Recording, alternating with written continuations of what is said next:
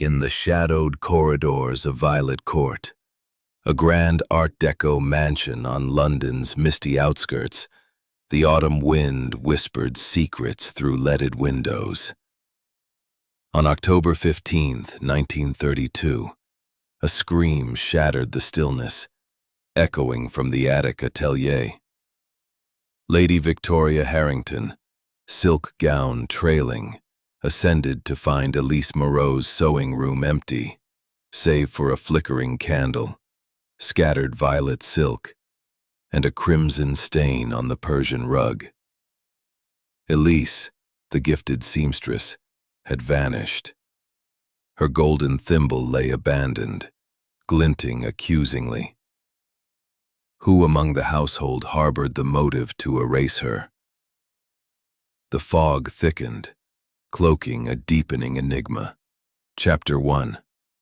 The Empty Atelier. The autumn of 1932 draped London in a shroud of mist, its tendrils curling through the streets like the fingers of some spectral hand. Violet Court, a grand Art Deco mansion perched on the city's misty outskirts, stood resolute against the chill, its spires piercing the fog like needles through silk. The estate, owned by the formidable Lady Victoria Harrington, was a beacon of elegance, its halls adorned with crystal chandeliers, gilded cornices, and portraits of stern ancestors whose eyes seemed to follow every passerby. Yet, on the evening of October 15th, an unnatural stillness settled over the house, broken only by the faint howl of the wind and the distant chime of a grandfather clock striking 9. In the attic, tucked beneath the sloping eaves, lay the atelier of Elise Moreau, the French seamstress whose deft hands had transformed Violet Court into a sartorial shrine. Elise, a woman of 28, with raven hair and eyes like polished jet, had arrived 2 years prior, a quiet émigré fleeing the tumult of Paris. Her creations, gowns of violet silk, embroidered with threads that shimmered like starlight, had elevated Lady Victoria's status among London's elite. Invitations to balls and soirees flooded the mansion, each guest eager to glimpse the latest masterpiece from the violet seamstress. Victoria swept past him, her heels clicking on the polished oak stairs as she ascended, the others trailing like reluctant shadows. The air grew colder with each step, the scent of lavender and beeswax giving way to something heavier, metallic, unsettling. The atelier door stood ajar, its hinges creaking faintly as the wind nudged it. A single candle burned on the workbench, its flame flickering as though struggling to breathe. The room was a chaos of beauty and disarray. Bolts of violet silk spilled across the floor, their edges frayed as if torn in haste. Needles glinted like accusatory stars, scattered among spools of thread. And an unfinished gown, resplendent with silver embroidery, hung limply on a mannequin, its hem trailing into a dark stain on the Persian rug. The stain was crimson, viscous, spreading like a wound across the intricate patterns. Beside it lay Elise's golden thimble, its surface etched with her initials, glinting forlornly in the candlelight. "Mon Dieu!" Lady Victoria gasped, clutching her pearls so tightly the strand threatened to snap. "Where is she? Where is Elise?" Her voice rose, a note of panic breaking through her aristocratic composure. The others crowded behind her. Reginald Blackwood, the dashing but debt-ridden tenant. Amelia Thorne, Elise's assistant, her sharp features taut with shock. And Jenkins, lingering at the threshold, his hands clasped as if in prayer. No one answered. The room seemed to hold its breath, the silence louder than the scream that had drawn them. Reginald stepped forward, his boots heavy on the creaking floorboards. A man of 35, his once handsome face was marred by dissipation, his eyes shadowed by sleepless nights and unpaid debts. "She can't have just vanished," he said, his voice rough, almost accusatory. He knelt by the bloodstain, his fingers hovering above it before recoiling. "This is blood, isn't it? Human blood." Amelia Thorne, her calloused hands twisting nervously, scoffed. "Don't be dramatic, Reginald." The group into action, though reluctance hung heavy. The wind howled louder, rattling the windows, as if mocking their efforts. Servants were summoned, lanterns lit, and the household scattered, their footsteps echoing through the vast corridors. The atelier, now empty save for the flickering candle, seemed to pulse with secrets. A scrap of fabric, torn and embroidered with a single letter, R, lay crumpled beneath the workbench, unnoticed in the chaos. The bloodstain, tested later by Scotland Yard, would prove human, type matching Elise's from a recent medical record. Yet no body was found. Not in the manicured gardens, where roses bowed under the rain. Not in the cellars, where shadows clung to ancient stone. Nor in the stables, where horses snorted uneasily. As the clock struck 10, the search yielded nothing but questions. Lady Victoria retired to her study, her composure fraying. "This is intolerable," she murmured, pouring another sherry with unsteady hands. Elise was invaluable. Who would dare? Her words trailed off, her gaze fixed on a locked desk drawer, its key mysteriously absent. Reginald Blackwood lingered in the hall, his cigar smoke curling like a question mark. Amelia Thorne retreated to her room, her fingers tracing the edge of a vial labeled rat poison, hidden in her sewing kit. Jenkins moved silently through the house, his face unreadable, though his pocket held a folded note. A diary entry, perhaps, penned by Elise, hinting at threats from a master of shadows. The night deepened, the mist pressing closer, as if Violet Court itself conspired to guard its secrets. In London, word of the vanishing seamstress reached Scotland Yard, and Inspector Japp, grumbling about another blasted puzzle, prepared to visit. But it was a chance remark at a Mayfair soiree that summoned a greater mind. Hercule Poirot, the Belgian detective with a mustache like a work of art and a mind sharper than any needle. Lady Victoria, recalling his brilliance from a Riviera steps, their eyes darting toward the attic as if expecting another cry to pierce the morning. By 9 o'clock, the gravel drive crunched under the wheels of a black police motor car, from which emerged Inspector Japp of Scotland Yard. A burly man of 45, his walrus-like mustache twitched with irritation as he surveyed the mansion. His notebook, already worn from countless cases, was clutched in one hand, a pencil in the other, poised to capture the chaos of Violet Court. "A proper mess, this," he muttered, his Cockney accent cutting through the fog. "Blood, no body, and a house full of toffs with secrets. Just my luck."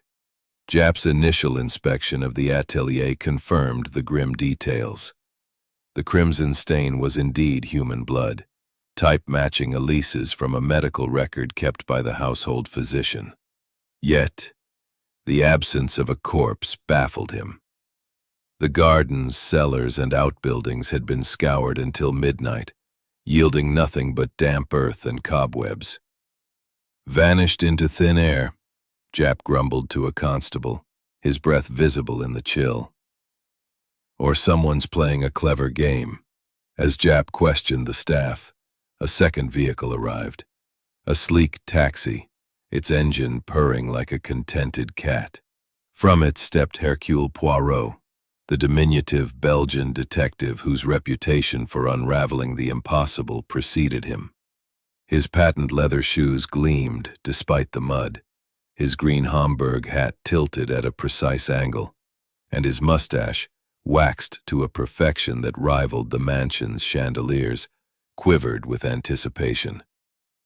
Lady Victoria, who had met Poirot years ago at a Riviera soiree, had summoned him with a telegram that read simply, "Disaster at Violet Court. Elise gone. Help." "Ah, mon ami Japp," Poirot exclaimed, his voice a melodic blend of French cadence and Belgian precision, as he approached the inspector on the front steps. "We meet again in the dance of mystery, no? What do the little grey cells of Scotland Yard suggest about this vanishing seamstress?" Japp snorted, though a grudging smile tugged at his lips. "Little grey cells, eh?" Beside the unfinished gown, its silver embroidery catching the weak morning light. A faint scent lingered. Lavender, yes, but undercut by that metallic tang of blood. "Curieux," Poirot murmured, kneeling to examine the stain. His gloved fingers traced the air above it, as if coaxing secrets from the fibers. The blood is fresh, yet not copious. A wound, perhaps, but not fatal? Or a clever mise-en-scène to suggest murder where none exists? He rose, his movements deliberate, and turned to the workbench. There, half hidden beneath a bolt of silk, he found a torn scrap of fabric no larger than a calling card, embroidered with a single letter. R. "Tiens!" Poirot held it aloft, his eyes narrowing. "This R, it speaks, does it not? But what does it say? A name? A warning? Or a distraction planted by a cunning hand?" Japp scratched his head. "Could be Reginald Blackwood, the tenant. Bit of a rogue, that one, debts up to his ears, and word is he fancied Elise. Or it might mean nothing, just a bit of thread from her work." Poirot's mustache twitched, a sign of his mind at work. "Nothing, mon ami, is ever just nothing in a case such as this. The little grey cells, they begin to hum."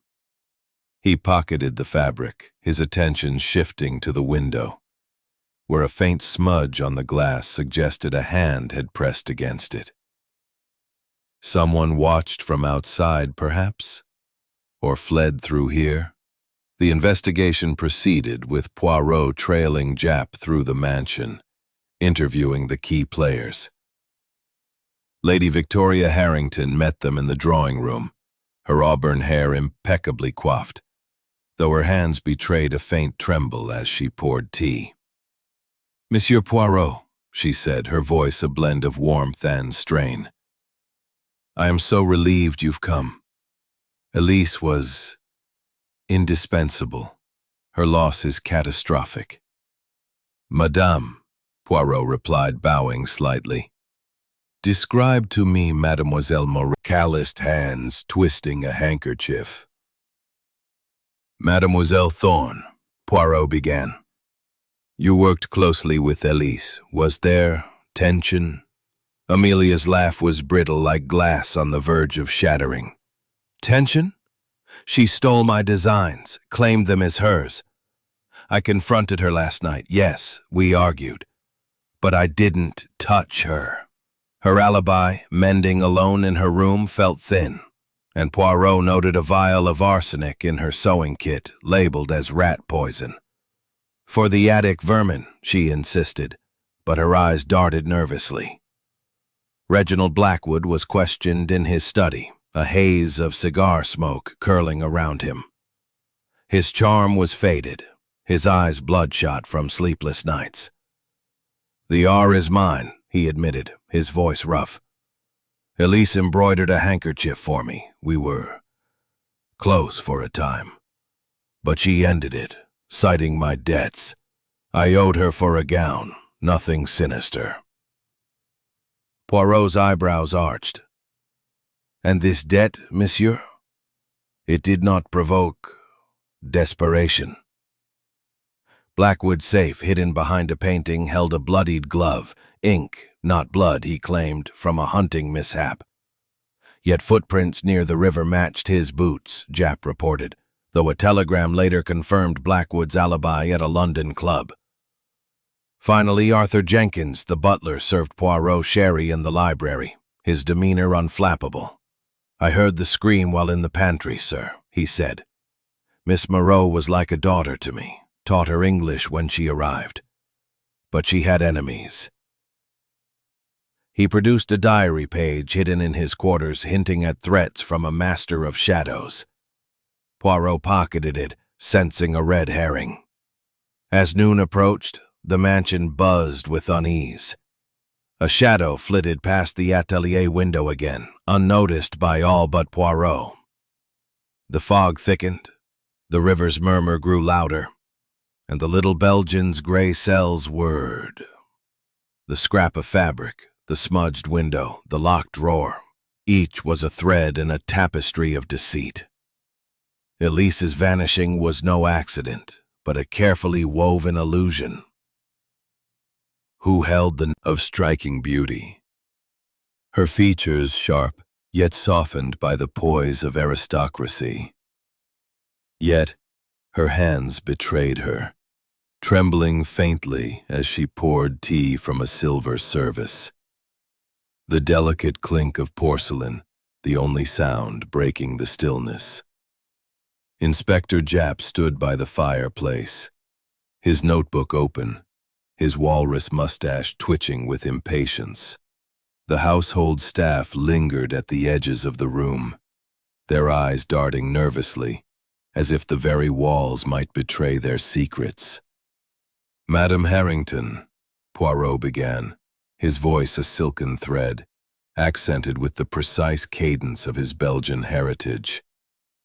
"You are the heart of Violet Court, no? All threads of this mystery seem to weave through you. Tell me of your relationship with Mademoiselle Elise Moreau, the seamstress who has so mysteriously vanished." Lady Victoria's lips curved into a smile, though it did not reach her eyes. "Monsieur Poirot, Elise was a treasure," she said, her tone clipped, each word chosen with care. Her gowns transformed this house into a beacon of fashion. Every ball, every soiree, my presence was a triumph thanks to her needle. She was indispensable. Her voice faltered on the final word, and she sipped her tea, her gaze drifting to the tall windows where the fog pressed like a specter. Poirot's eyes, sharp as polished agates, noted the flicker of unease. Indispensable, oui, but not without complications, perhaps. There are whispers, madame, whispers of discord, of secrets Elise held, perhaps over you. A youthful indiscretion, you called it yesterday. What was this secret, and why might it drive someone to make her disappear? The room seemed to contract, the air tightening like a drawn thread. Lady Victoria's hand paused mid-air, the teacup trembling before she set it down with a faint clatter. "You are direct, Monsieur Poirot," she said, a flush coloring her cheeks. "It was nothing of consequence, a trifle from my youth, long buried. Elise may have heard rumors, but She hesitated, then added, "We had words about it, yes, the night before she vanished. But it was a mere disagreement, nothing more." Poirot's eyebrows arched, a silent acknowledgement of the crack in her facade.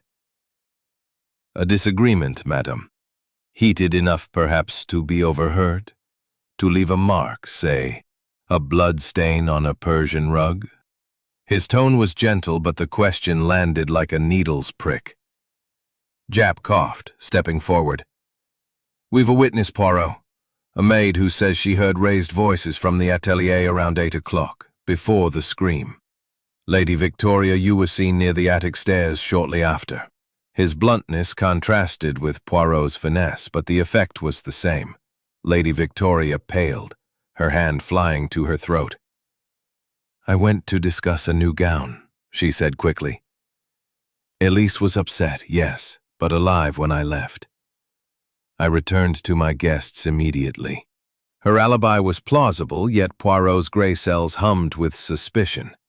The locked drawer, the missing key, the overheard argument, all pointed to a motive, though whether it was murder or something else remained unclear.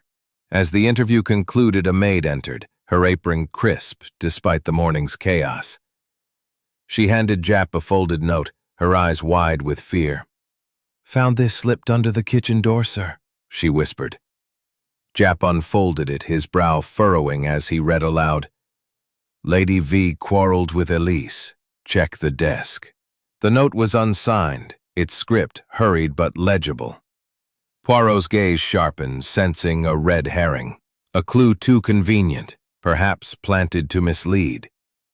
Curieux, Poirot murmured, taking the note from Japp. An anonymous tip, delivered so promptly? The killer, or someone eager to point fingers, wishes to guide our investigation. He pocketed the note, his mind already tracing its implications. Was it Amelia Thorne, deflecting suspicion? Reginald Blackwood covering his own tracks? Or Jenkins, the butler, whose loyalty to Lady Victoria seemed absolute? Poirot excused himself, stepping into the corridor to examine the desk more closely. The lock was intricate, but scratched Poirot's mind, though he suspected it was too obvious. A stitch deliberately placed to mislead. Returning to the drawing room, Poirot observed the household's dynamics. Amelia Thorne lingered by the door, her sharp features taut as she whispered to a servant. Jenkins moved silently, polishing a silver tray, his eyes never straying far from Lady Victoria. The mistress herself stood by the window, her silhouette framed against the fog, her composure restored but her hands still clutching her pearls. Each was a player in this intricate tapestry, their motives interwoven with secrets yet to be unpicked. Japp, growing restless, muttered, We've got blood, a scream, and no body. If this ain't murder, it's the cleverest trick I've seen. What's your take, Poirot? Poirot smiled, a faint curve beneath his mustache. The little gray cells. They whisper of misdirection, mon ami. The blood is real, but its purpose. To frighten? To confuse? Or to conceal? Elise Moreau did not vanish by magic. Someone in this house knows where she lies, alive or dead. He paused, his gaze sweeping the room. And the locked drawer. It holds a key, not just to secrets, but to the heart of this mystery. As the clock struck 11, thunder rumbled in the distance, a low growl that seemed to echo the unrest within Violet Court. Poirot's mind churned, piecing together the fragments. The bloodstain, the R fabric, the anonymous note, the missing key. Each was a clue, but also a potential deception. A thread in a web spun by a cunning hand. Lady Victoria's guarded words, her nervous glances, suggested a motive, blackmail, betrayal, or something deeper. Yet, the shadow in the stables, and the whispers of other suspects, kept the truth tantalizingly out of reach. The investigation was only beginning, but Poirot sensed the noose tightening. Someone in Violet Court had woven a lie, and he would unravel it, stitch by meticulous stitch. As he prepared to question the others, a faint sound reached his ears. a creak from the attic stairs, as if cheekbones and eyes that darted like a cornered animal's. They exuded a nervous energy that seemed to vibrate through the conservatory. Her dun-colored dress, practical yet frayed at the cuffs, spoke of long hours at the loom, her talent overshadowed by Elise's brilliance. The rivalry between them was no secret. Whispers among the staff painted Amelia as resentful, her designs allegedly pilfered by her mentor. Now, with Elise gone and a bloodstain marking the atelier, Amelia was a suspect whose every gesture Poirot scrutinized. "Mademoiselle Thorne," Poirot began, his voice a silken thread laced with gentle accusation. "You shared the atelier with Mademoiselle Moreau. You worked side by side, stitching the dreams of Violet Court. Yet I hear there was discord. A rivalry, perhaps, that burned like a slow fuse. Tell me, what passed between you and Elise on the night she vanished?" Amelia's laugh was brittle, like glass shattering on stone. "Rivalry? That's what they call it when your work is stolen, is it?" Her voice was sharp, edged with bitterness, her Manchester accent cutting through the conservatory stillness. "Elise was brilliant, I'll give her that. But she took my designs, sketches I slaved over, patterns I crafted, and passed them off as her own. I confronted her that night, yes, in the atelier. We argued. But murder? I'd sooner cut my own hands off than touch her." Poirot's eyebrows arched, his head tilting slightly as he studied her. "An argument, mademoiselle. Heated enough, perhaps, to draw blood? The stain on the rug suggests more than words were exchanged." He paused, letting the silence press against her like a weight. "Where were you when the scream was heard, at 9 o'clock? Amelia's fingers tightened on the handkerchief, tearing a small thread loose. "I was in my room, mending a petticoat. Alone. No one saw me, but that's the truth." Her alibi was flimsy, a single stitch in a tapestry of doubt, and Poirot's gray cells hummed with suspicion. He stepped closer, his gaze falling on her. Flared. "A needle, poisoned with this arsenic, could explain the blood without a body. A prick, a collapse, a body spirited away. Possible, oui." His tone was conversational, but each word was a probe, testing the seams of her story. Amelia stood abruptly, her chair scraping against the tiles. "That's madness. I argued with her, yes, but I left her alive. I'd never." She stopped, her breath hitching, as if realizing her vehemence might betray her. "If you want a suspect, look at Blackwood. Reginald hounded Elise like a dog after a bone. She rejected him, and he's not one to take no lightly. Debts, too.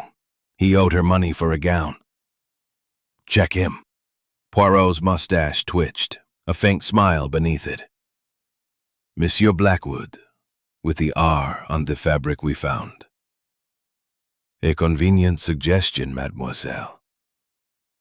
But the little gray cells, they wonder, is this a clue or a deflection?" He had already considered the scrap of fabric embroidered with an R found in the atelier and suspected it was too obvious, a red herring stitched into the mystery to mislead. Amelia's eagerness to point to Blackwood only deepened his suspicion. Leaving the conservatory, Poirot followed Japp to Amelia's small room near the servants' quarters, where a search had been authorized. The space was Spartan, its only adornments a narrow bed, a chipped wardrobe, and a sewing table cluttered with scraps. Poirot's keen eyes spotted a notebook beneath a pile of fabric, Amelia's sketchbook, filled with gown designs, some eerily similar to Elise's famed creations. A page was torn out, its jagged edge suggesting haste. "Interesting," Poirot murmured, pocketing the notebook for later study. A motive takes shape: jealousy, theft, betrayal. Jap, rifling through a drawer, produced a single sewing needle, its tip faintly discolored. Could be nothing, he grunted, but we'll have it tested. Could be curare, or something nastier.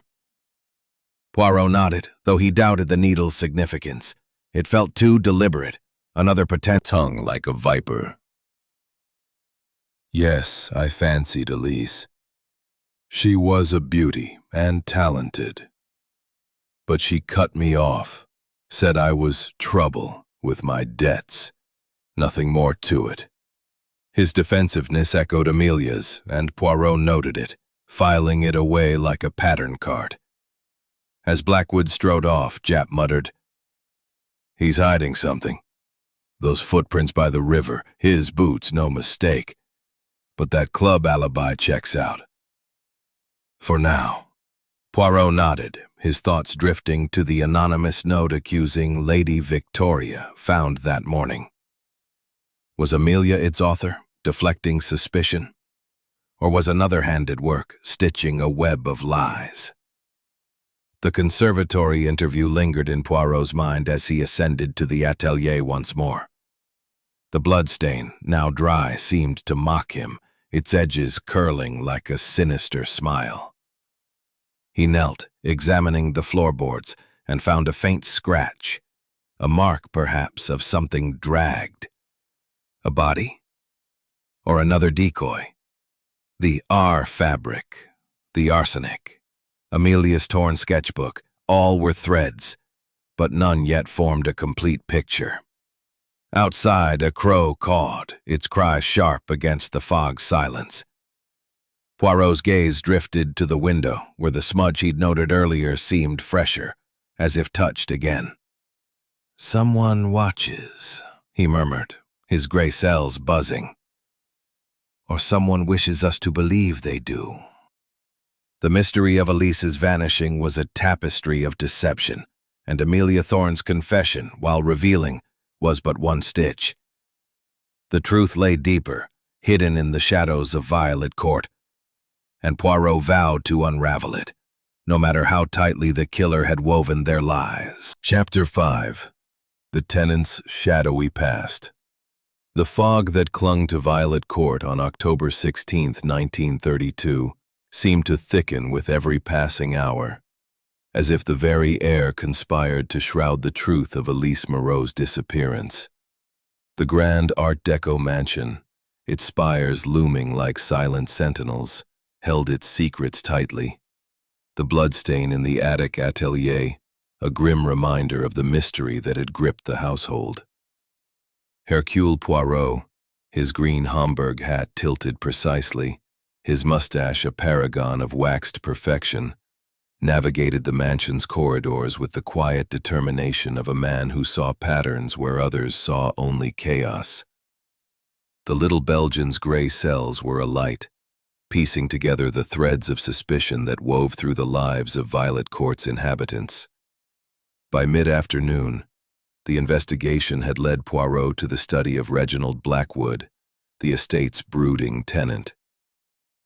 The room, tucked in a wing overlooking the misty gardens, was a study in faded grandeur. Mahogany shelves lined with dusty tomes on antiquities, a cracked leather armchair, and a haze of cigar smoke curling like serpents in the dim light. Reginald, a man of 35 whose once handsome features were marred by dissipation, lounged against his desk, his dark eyes wary as Poirot entered. His tailored suit, though well cut, bore the faint creases of neglect, and his fingers toyed with an unlit cigar, betraying a restlessness that Poirot noted with interest. Inspector Jap, ever the blunt counterpart to Poirot's finesse, stood by the door, his notebook open, his walrus mustache twitching with impatience. "Right, Blackwood," Jap began, his Cockney accent sharp. "We've got questions, and you'd best answer straight. That R on the fabric in the atelier, yours, is it? And don't give us any guff about it being coincidence." Reginald's jaw tightened, his gaze flickering to the window where the fog pressed against the panes. "Monsieur Blackwood," Poirot interjected, his voice a melodic blend of Belgian precision and gentle probing. "The little gray resentment? A woman who rejects you, who holds a claim over you, such things can stir the heart to dark deeds. The blood in the atelier, the scream at 9 o'clock. Where were you when these events unfolded?" Reginald's face paled, the cigar pausing mid-air. "I was in London, at my club, the Athenaeum. Left at 6, back by midnight. Ask the porter, he'll vouch for me." His alibi was firm, yet Poirot sensed a crack in its foundation, a rehearsed quality to his words. Jap, scribbling in his notebook, muttered, "We'll check it, Blackwood, but those footprints by the river, your boots, size 10, match perfectly." "Care to explain?" Reginald's eyes darted to the floor where his polished boots gleamed. "I walk the grounds often," he said quickly. "The river path's a favorite. Doesn't mean I was there that night." His defensiveness was palpable, and Poirot's gray cells hummed, sensing a thread of truth tangled with lies. The detective paced the study, his gloved hands clasped behind his back. His gaze fell on a painting, a somber portrait of a Blackwood ancestor, slightly askew. With a delicate touch, Poirot lifted it, revealing a small safe embedded in the wall. "Tiens," he exclaimed softly. "A hiding place, monsieur? What secrets does it guard?" Reginald sprang forward, his cigar dropping ash onto the rug. "That's private," he protested. But Jap, with a nod from Poirot, produced a warrant. The safe, opened with a combination Reginald reluctantly provided, contained little. A few banknotes, a tarnished watch, and a single glove, stained with what appeared to be blood. Reginald's face drained of color. "That's from a hunting accident," he stammered.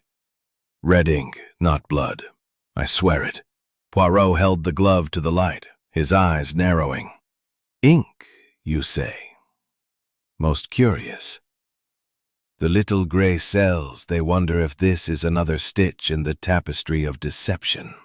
He handed it to Jap for testing, though he suspected the stain was indeed ink, a red herring perhaps to divert suspicion.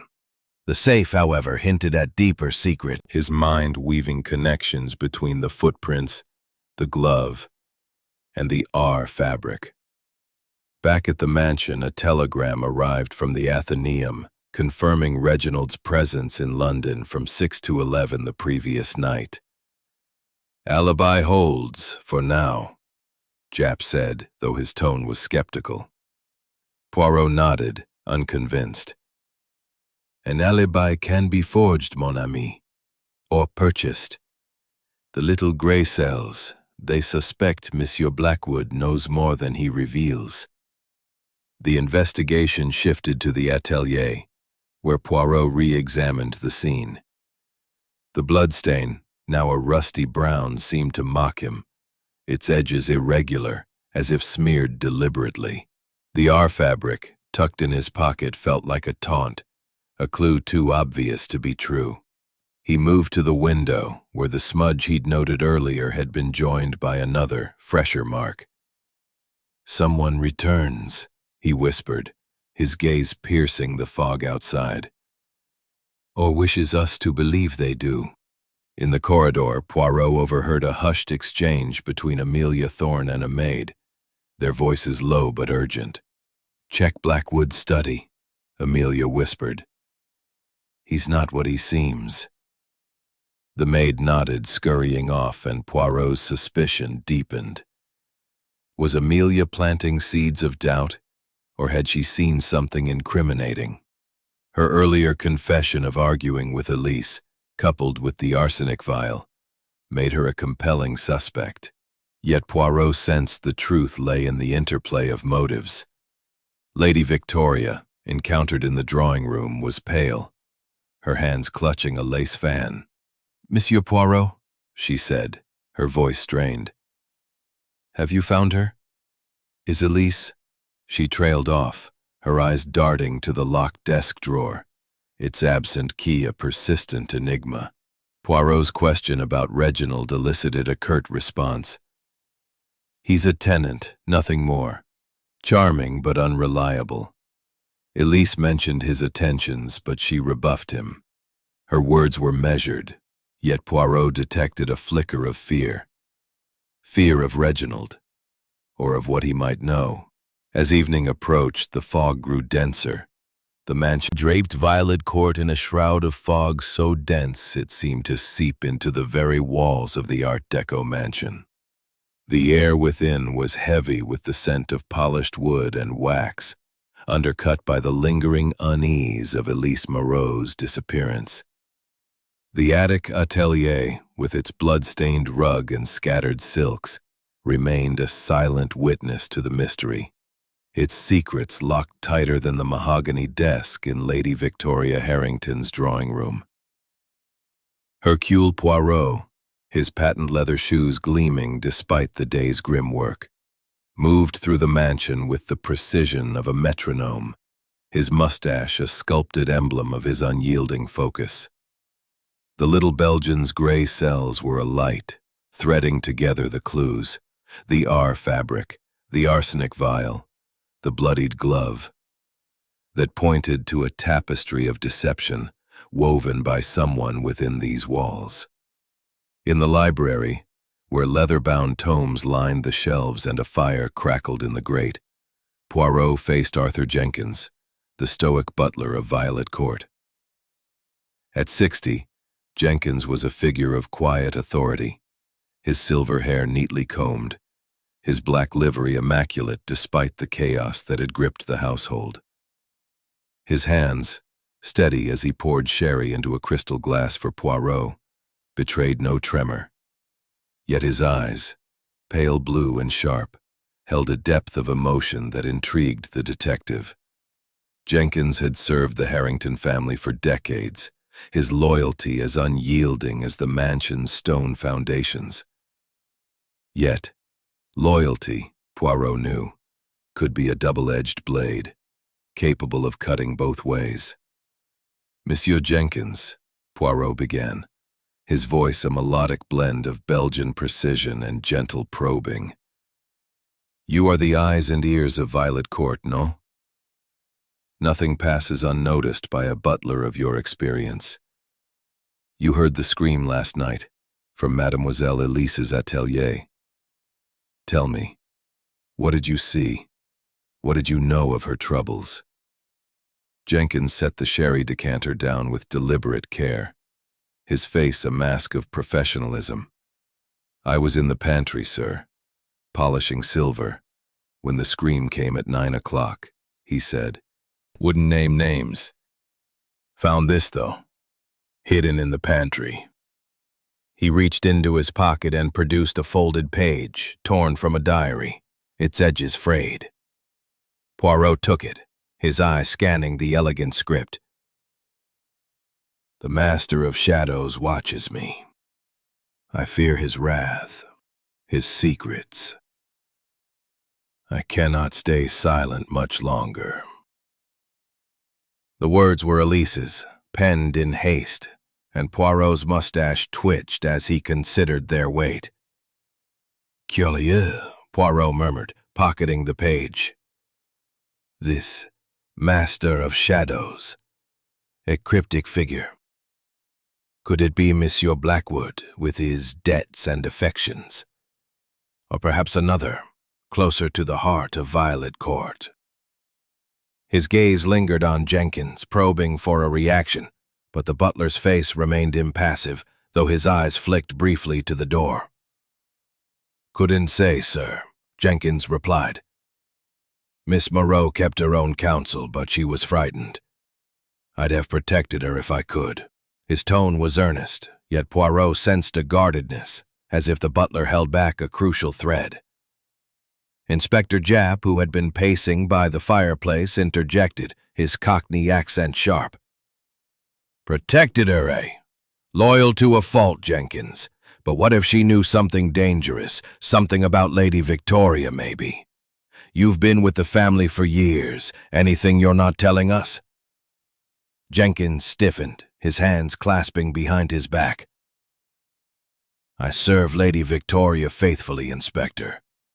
Miss Moreau was a valued member of the household, nothing more. But Poirot noted the slight tightening of his jaw, the way his eyes avoided Japp's scrutiny. Leaving the library, Poirot and Japp searched Jenkins's quarters, a small room near the servants' hall, its austerity a stark contrast to the mansion's opulence. The bed was neatly made, the wardrobe sparse, but under a loose floorboard Poirot found a sewing pin, its tip faintly discolored. For mending, sir, Jenkins said when confronted, his voice steady. Miss Moreau taught me to repair my own cuffs. Yet Poirot's gray cells buzzed. Could the pin be laced with poison, like the arsenic Amelia claimed was? His words hinted at tension, and Poirot filed it away. Another thread in the tapestry. Amelia Thorne, encountered in the conservatory, was less guarded. Jenkins? He doted on Elise, but he's Lady Victoria's man through and through. If Elise crossed her, he'd act. Mark my words. Her accusation, delivered with a venomous edge, deepened Poirot's suspicion. Was Jenkins's loyalty a motive, or was Amelia deflecting again? As dusk fell, the fog outside Violet Court grew oppressive, the mansion's lights casting eerie shadows. Poirot revisited the atelier, the bloodstain now a dark accusation against the rug. He examined the floorboards, finding a faint scratch leading to a panel in the wall. A hidden passage, perhaps? It was locked, but the scratches suggested recent use. The house itself hides secrets, Poirot murmured, his mind racing. Back in the library, Poirot reread Elise's diary page. The master of shadows could be Jenkins. His loyalty twisted into something darker. Or was it a metaphor for another? Lady Victoria, whose locked drawer hinted at buried secrets. The pin, the diary, the passage. All were clues, yet none completed the pattern. A sudden noise, a creak from the corridor, drew Poirot's attention. He stepped out, glimpsing a figure retreating into the shadows. Jenkins? Or another player in this game of deception? The fog pressed closer, the river's murmur a low chant in the distance. Poirot's gray cells whirred, sensing the truth was near, yet obscured by the mansion's many veils. Japp, growing restless, muttered, "This case is a maze, Poirot. Jenkins, Blackwood, Amelia, Lady Victoria. Everyone's hiding something. That pin could be the key, or just another trick." Poirot nodded, his eyes gleaming. The little gray cells, mon ami. They see the pattern emerging. Loyalty can blind. And Jenkins's devotion to Lady Belgian's gray cells were alight, weaving together the clues. The R fabric, the arsenic vial, the bloodied glove, the diary's cryptic master of shadows, into a pattern that grew clearer with each passing hour. The suspects were summoned to the drawing room, their faces a gallery of unease under the chandelier's glow. Lady Victoria Harrington, her auburn hair impeccable despite the strain in her eyes, sat rigidly, her emerald gown catching the firelight. Reginald Blackwood, his cigar extinguished but his fingers restless, leaned against a settee, his dissipated charm fraying at the edges. Amelia Thorne, her sharp features taut, clutched a handkerchief as if it were a lifeline, her eyes darting between the others. Arthur Jenkins, the butler, stood by the door, his livery immaculate, his expression unreadable save for a faint tightening of his jaw. Inspector Japp, his walrus mustache twitching with impatience, flanked Poirot, his notebook open to a page scrawled with contradictions. "Mes amis," Poirot began, his voice a silken thread woven with authority. "We stand at the heart of a mystery most perplexing. Mademoiselle Elise Moreau, the seamstress whose needle wove the dreams of Violet Court, has vanished, leaving only blood and questions. But the little gray cells, they do not rest. They see the threads of this tapestry, passion, betrayal, greed, and they begin to form a picture. Let us examine the clues, no? And see where they lead." He paced before the fireplace, his gloved hands clasped behind his back, his eyes sweeping the room. First, the bloodstain in the atelier. Human, matching Mademoiselle Moreau's type. Yet, no body. A murder? A ruse? Then, the scrap of fabric with the R, pointing to Monsieur Blackwood. But is it too obvious? A stitch deliberately placed to mislead? Reginald shifted uncomfortably, his eyes narrowing, but he said nothing. Poirot continued, his tone measured yet piercing. Next, the arsenic vial in Mademoiselle Thorne's sewing kit.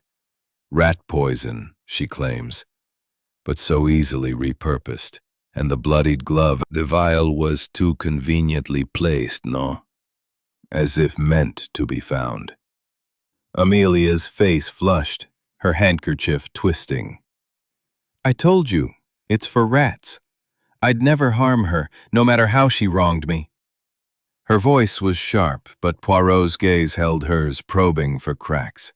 Turning to Reginald, Poirot continued, "Monsieur Blackwood, your debts and your affection for Elise, both rejected, provide motive. The glove, the footprints by the river, the R fabric all point to you. Yet your alibi at the Athenaeum holds for now. Is it truth or a purchased lie?" Reginald's jaw clenched, his cigar rolling between his fingers. "I'm no saint, Poirot, but I'm no killer. That glove's a plant. Someone's framing me." His defiance was tinged with desperation, and Poirot noted it, filing it away like a pattern card. To Jenkins, Poirot said, "Monsieur, your loyalty to Lady Victoria is admirable. But the diary page, the poisoned pin in your quarters, do they speak of protection gone too far? Did Elise threaten the stability of this house?" Jenkins's face remained impassive, though his hands clasped tighter. "I served Miss Moreau as I served this family, sir. The pin was for mending, nothing more. I'd never harm her." His voice was steady, but Poirot sensed a guardedness, a loyalty that might conceal a darker truth. Poirot paused, letting the silence press against the suspects like a tightening seam. The little gray cells, they see a pattern emerging. The arsenic, planted, perhaps by Mademoiselle Thorne to implicate Lady Victoria, whose desk holds secrets yet unopened. The glove, stained with ink to mislead, not blood. The pin, harmless, a distraction. But one clue shines brighter, a locket, found this morning in the garden, containing a photograph. He produced the locket, its silver surface glinting as he opened it. Inside was a photograph, not of Reginald, as expected, but of a young girl, strikingly similar to Lady Victoria. Gasps rippled. Violet silk, just like Elise's gowns. The room erupted in gasps, Lady Victoria clutching the arm of her settee, Amelia's handkerchief tearing in her hands, Reginald swearing under his breath. Jenkins's eyes flickered, a shadow passing over them. Poirot raised a hand, his calm unshaken. "A body, you say? We must see it, mon ami. But the little gray cells warn. This too may be a deception. The river hides as much as it reveals. He turned to the suspects, his gaze piercing. Remain here. The truth is near, and none shall escape its needle. As the group prepared to rush to the riverbank, the fire sputtered, casting long shadows across the room. The locket, the diary, the planted clues, all pointed to a motive rooted in secrets deeper than rivalry or debt.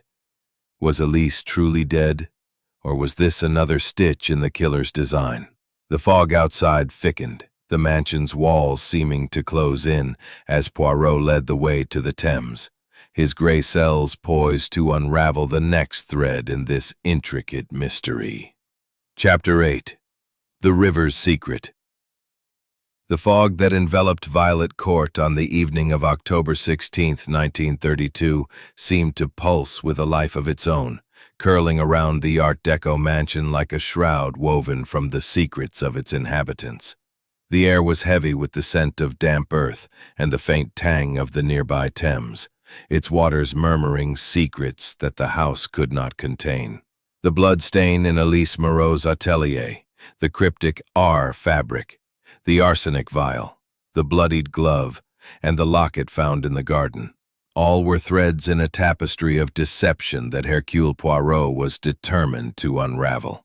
The little Belgian, his patent leather shoes barely touching the muddy path to the river, led the procession of suspects and Inspector Japp through the fog, his mustache a beacon of precision amidst the chaos of the unfolding mystery.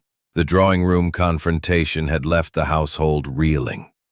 Lady Victoria Harrington, her emerald gown now creased from nervous clutching, walked with a rigid poise that belied the tremor in her hands. Reginald Blackwood, his cigar abandoned, suggested a familial tie. Perhaps Elise was more than a seamstress, a secret threatening the Harrington legacy. The anonymous note accusing Lady Victoria, the planted arsenic, the ink-stained glove.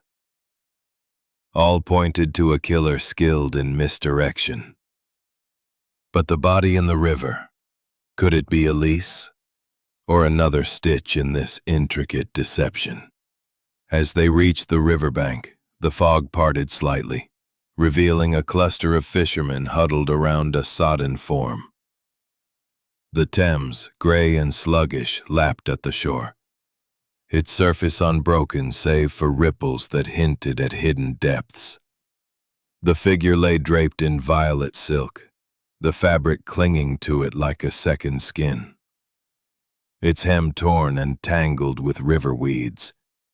The face was obscured, the hair matted with mud, but the gown was unmistakably Elise's design. A masterpiece of silver embroidery, now ruined by the water's embrace. Lady Victoria gasped, her hand flying to her throat. "Elise! Oh God, is it her?" Her voice cracked, a rare breach in her aristocratic composure. Amelia froze, her handkerchief dropping to the mud, while Reginald swore under his breath, his eyes fixed on the form. Jenkins remained impassive, though his hands clasped tighter, a faint tremor betraying his calm. Poirot knelt beside the figure, his gloved fingers brushing the silk. "Tiens," he exclaimed softly, his eyes narrowing. "A body, yes, but not as it seems." With Japp's help, he turned the form over, revealing not flesh but wood. A mannequin, dressed in Elise's gown, its limbs weighted with stones tied in coarse rope. The head, carved to mimic human features, was smeared with mud, giving it a ghastly semblance of life. "A decoy," Poirot declared, his voice cutting through the stunned silence. "The killer staged this to suggest Mademoiselle Moreau's death. Suicide, perhaps, or an accident. But the little gray cells, they see through this charade. The silk, the stones, it is a performance, designed to mislead." Japp, his face flushed with frustration. "Please, Amelia's face paled, her hands twisting together. I was disposing of scraps, that's all. Old fabric, nothing sinister. I didn't argue with her here, I swear it. Her voice was shrill, her eyes darting to Reginald, then Jenkins, as if seeking an ally. Poirot noted her panic, but also her quick deflection. Was she the weaver of this ruse or another pawn? Lady Victoria, recovering her composure, spoke up. Monsieur Poirot, this is madness. Elise was dear to me, but I must confess something. Her voice trembled, her eyes fixed on the river. She knew of a financial indiscretion, funds I redirected from the estate to cover personal debts.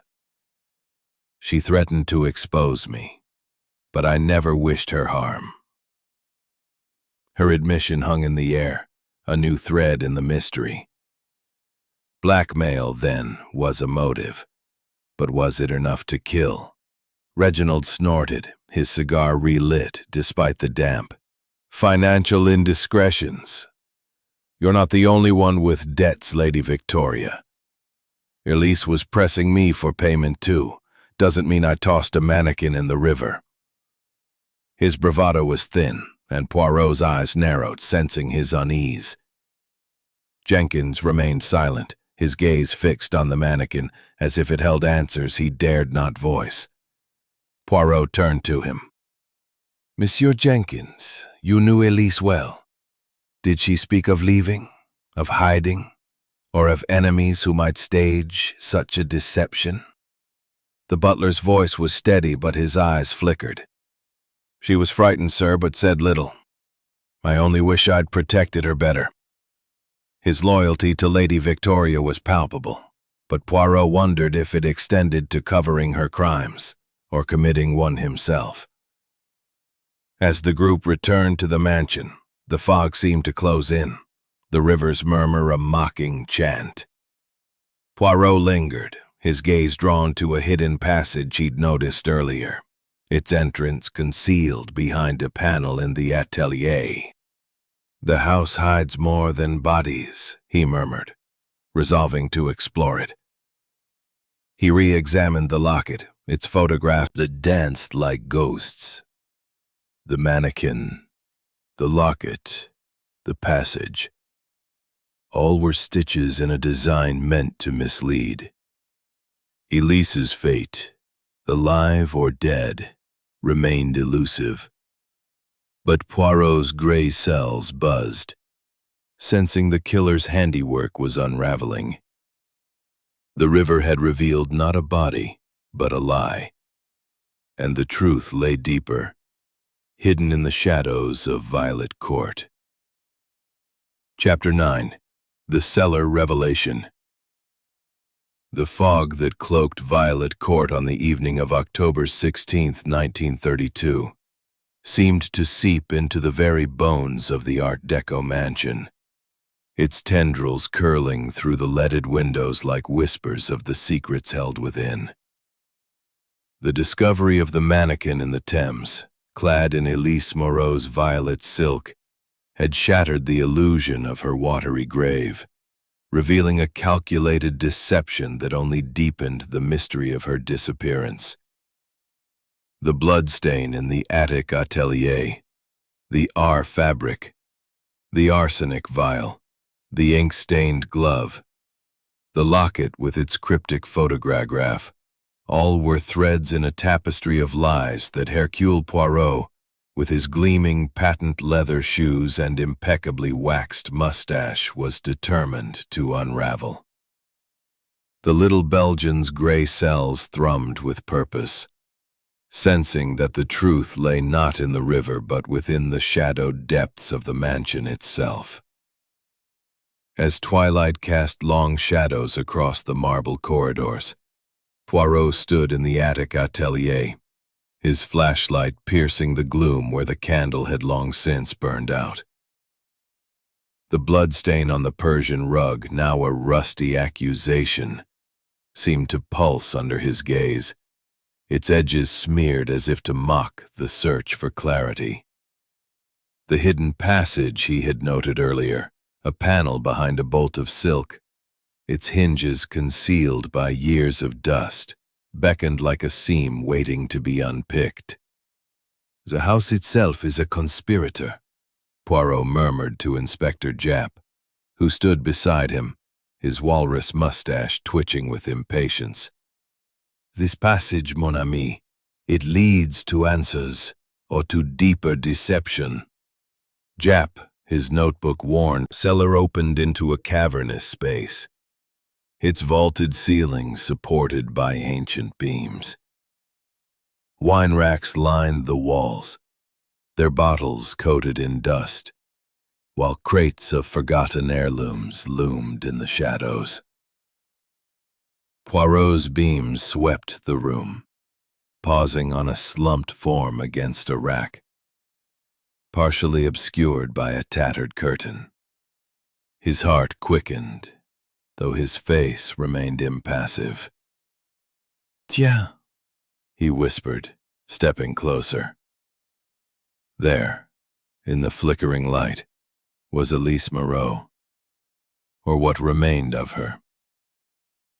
Her body, clad in a simple muslin dress, lay crumpled, her raven hair matted with blood from a small wound at her neck.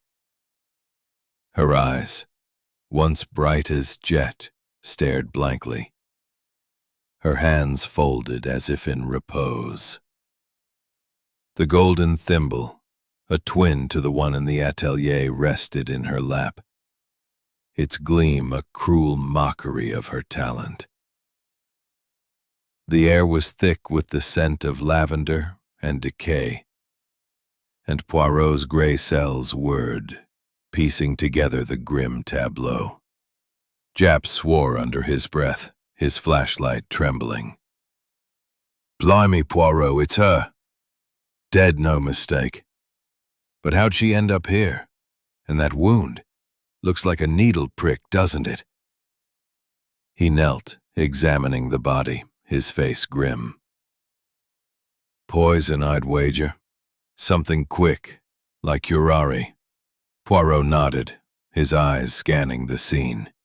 "Oui, a needle, laced with poison. The blood upstairs.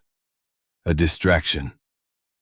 Perhaps from a minor cut, staged to suggest violence. But here lies the truth. Mademoiselle Moreau, hidden in the bowels of Violet Court." He examined the wound, a pinpoint mark at the base of her neck, barely visible, but precise. "Curare, as you say, mon ami. A poison from Monsieur Blackwood's antique collection, perhaps." He admitted to owning such items. Japp dispatched a constable to summon the coroner, then turned to Poirot. "So, the killer stabs her with a poisoned needle, voice a silken thread laced with steel. The mystery of Mademoiselle Moreau takes a tragic turn. Her body lies in the cellar, poisoned by a needle laced with curare, a weapon from Monsieur Blackwood's collection. No?" He turned to Reginald, whose face drained of color. "I lent her a curare-tipped needle for an exhibit," Reginald stammered, his cigar falling to the floor. "It was stolen weeks ago, I swear it." His panic was palpable, but Poirot's eyes moved to Jenkins.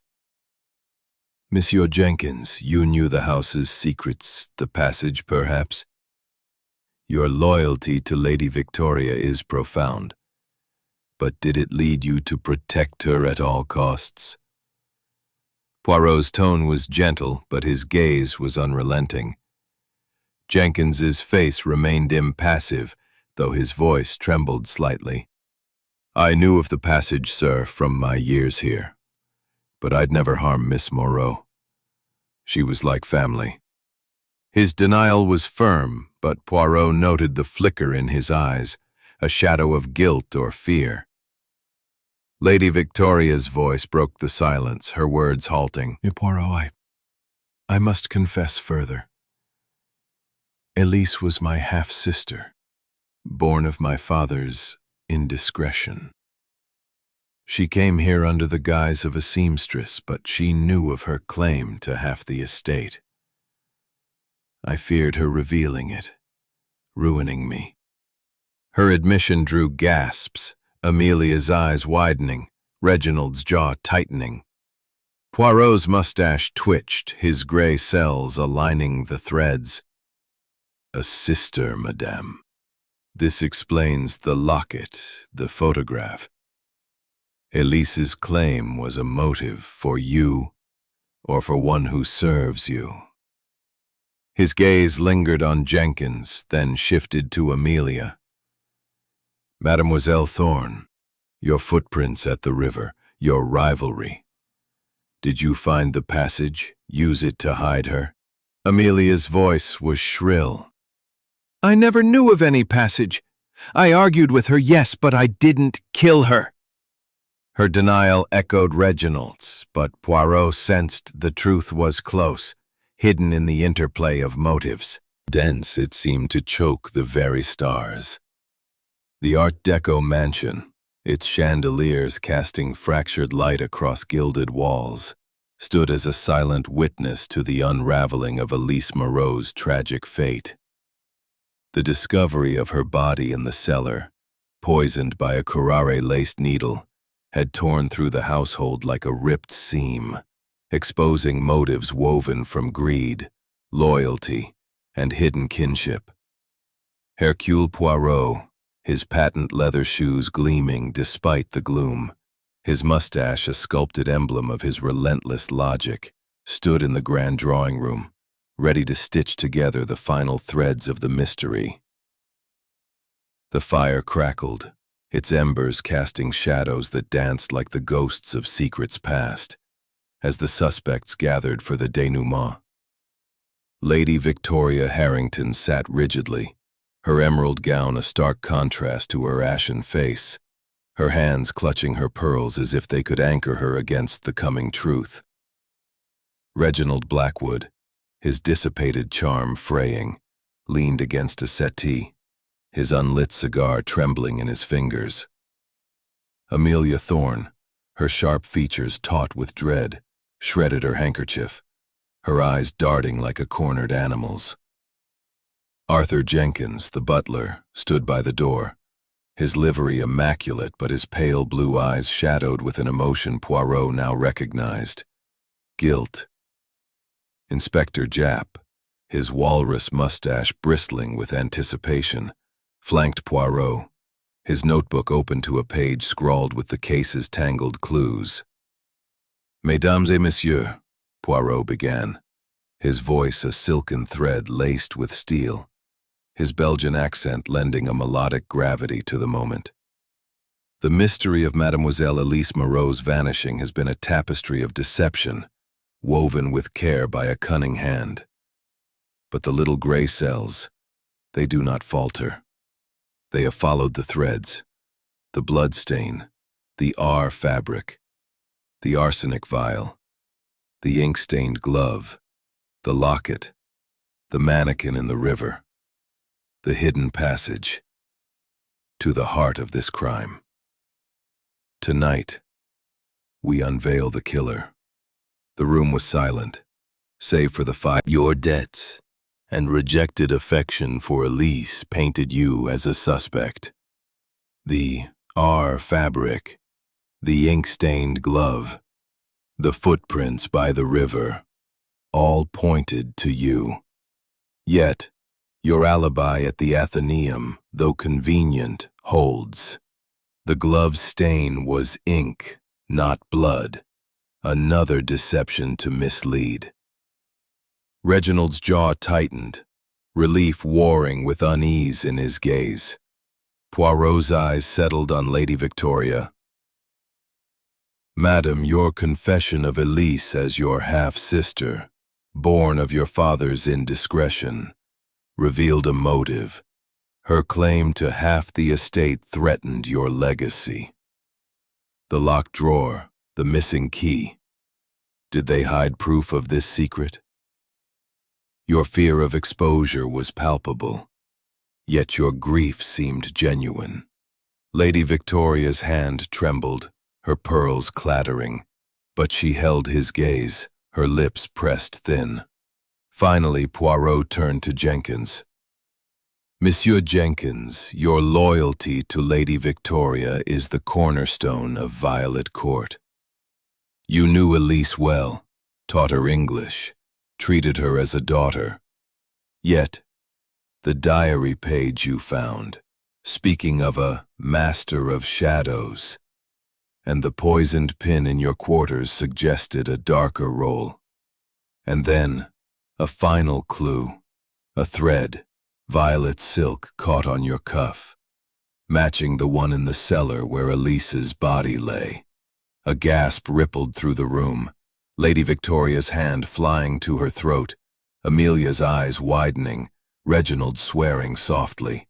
Jenkins's face remained stoic, but his hands clenched, his knuckles white. Poirot continued, his voice unwavering.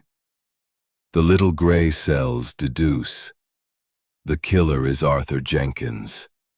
The room erupted in murmurs. Lady Victoria crying out, "No, Arthur, it cannot be." Jenkins's shoulders slumped, a crack in his stoic facade, as Poirot raised a hand for silence.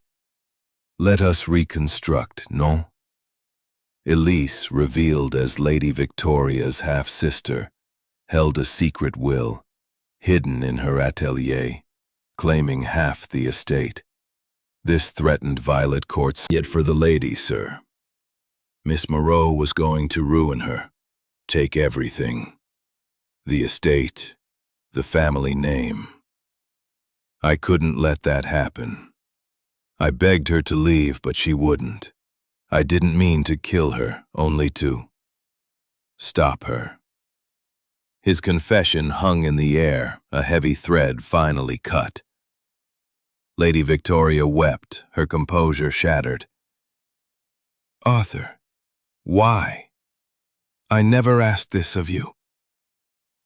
Her grief was raw, her pearls slipping from her fingers to scatter on the floor. Amelia's eyes brimmed with tears, relief mingling with horror, while Reginald exhaled, his tension easing as suspicion lifted from him. Japp stepped forward, his handcuffs glinting in the firelight. Arthur Jenkins, you're under arrest for the murder of Elise Moreau. The click of the cuffs echoed like a final stitch, sealing the case. Jenkins offered no resistance, his head bowed, his loyalty now his undoing. Poirot sighed, his gaze softening. The little gray cells triumph, but at a cost. Loyalty, when twisted, becomes a poison as deadly as curare. Mademoiselle Moreau's talent, her claim, her life, all lost to protect a legacy that could not endure such secrets. He turned to Lady Victoria. Madame, your sister's death is a tragedy, but the truth restores balance, no? The room was silent, the fire's embers fading as the fog pressed closer outside. The suspects dispersed, Lady Victoria retreating to her study, Amelia to her room, Reginald to the stables, his cigar finally lit. Jenkins was led away, his footsteps heavy on the marble floor, as Japp muttered, Another one solved, Poirot. You're a marvel, but this one's grim. Poirot nodded, his eyes distant. The truth, mon ami, is often grim. But it is the only thread that holds. Violet Court will heal, but its scars remain. He stepped to the window, gazing into the fog where the river's murmur seemed to whisper Elise's name one last time. As the clock